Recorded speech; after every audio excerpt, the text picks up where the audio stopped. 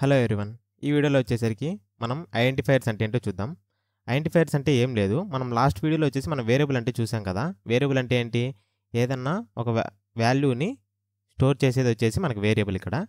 ఇక్కడ ఐడెంటిఫైయర్స్ అంటే ఏంటంటే ఇక్కడ వేరియబుల్ వచ్చేసి ఏ అనే నేమ్ ఇచ్చాం కదా! యాక్చువల్లీ ఇదేంటంటే మనం నేమ్స్ కూడా ఎలా పడితే అలా ఇవ్వకూడదు. దీనికంటూ సర్టెన్ రూల్స్ అనేటివి ఉన్నాయి. ఆ రూల్స్ ఏంటివనేదే ఈ ఐడెంటిఫైయర్స్ అన్నమాట.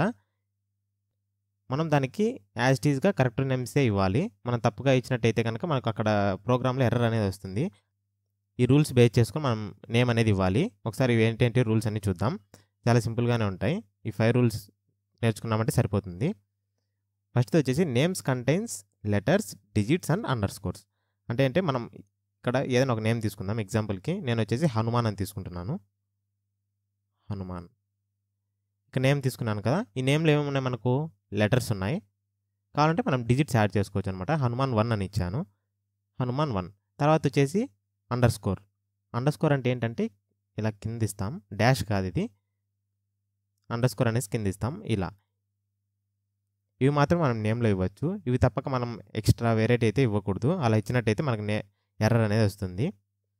మనం ఇక్కడ క్యాపిటల్ లెటర్స్ అని ఇవ్వచ్చు, స్మాల్ లెటర్స్ అని ఇవ్వచ్చు. ప్రాబ్లమ్ అయితే ఏముండదు. సెకండ్ పాయింట్ ఇది ఫస్ట్ పాయింట్ వచ్చేసి.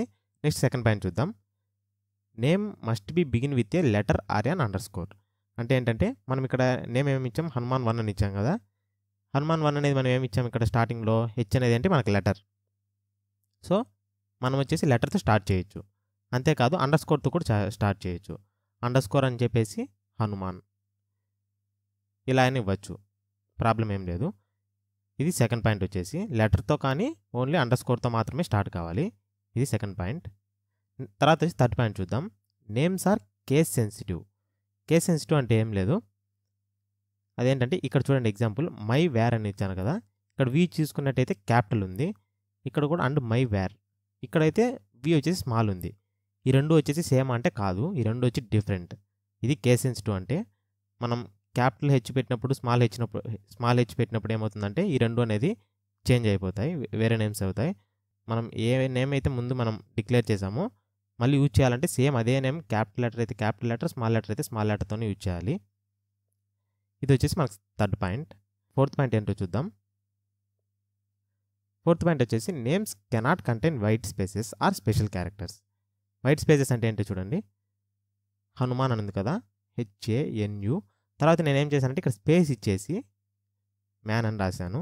అప్పుడు ఏంటంటే మనకి ఇక్కడ మధ్యలో స్పేస్ వచ్చింది కదా! ఇలా స్పేస్ అయితే రాకూడదు. ఇలా స్పేస్ వచ్చినా మనకి ఎర్రర్ అయితే వస్తుంది. నెక్స్ట్ పాయింట్ వచ్చేసి స్పెషల్ క్యారెక్టర్స్.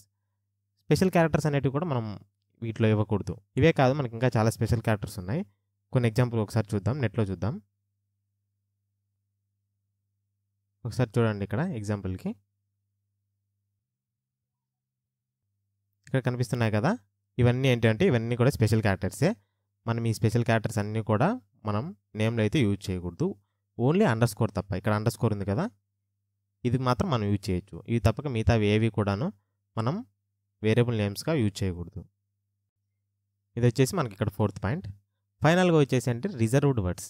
రిజర్వ్డ్ వర్డ్స్ అనేటివి కూడా మనం నేమ్‌గా యూజ్ చేయకూడదు. అదేంటంటే మనకి ఇంట్, ఫ్లోట్ మనం లాస్ట్ వీడియోలో చెప్పుకున్నాం కదా!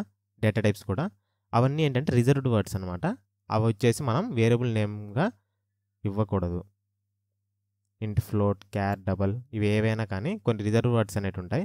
ఆ నేమ్స్ కూడా మనం ఇక్కడ ఇవ్వకూడదు. ఇవన్నీ ఏంటంటే రిజర్వ్డ్ వర్డ్స్. ఇవి ఈ 5 పాయింట్స్ వచ్చేసి ఈ 5 పాయింట్స్‌ని బేస్ చేసుకొని మనం నేమ్స్ అనేటివి ఇవ్వాలి. కొన్ని ఎగ్జాంపుల్స్ చూద్దాం. మీరు ఒకసారి ఫైండ్ ఔట్ చేయండి. ఇక్కడ ఏంటంటే నేను కృష్ణ అని ఇస్తున్నాను. 1 క్రిష్ అని చాలు. 1 క్రిష్ అని నేను ఎగ్జాంపుల్ తీసుకున్నాను. ఇది ట్రూ ఆ ఫాల్సా అంటే ఫాల్స్. ఎందుకంటే మనకు ఓన్లీ నేమ్ అనేది ఫస్ట్ లెటర్‌తో కానీ లేదా అండర్‌స్కోర్‌తో మాత్రమే స్టార్ట్ కావాలి. మనం వచ్చేసి ఇక్కడ డిజిట్‌తో స్టార్ట్ చేసాం కదా! సో, ఇది వచ్చేసి మనకు ఫాల్స్. క్రిష్ 1, 2, 3 అని ఇచ్చాను. ఇది వ్యాలిడా కాదా అంటే ఇది వ్యాలిడే. ఎందుకంటే మనం డిజిట్స్ వాడొచ్చు.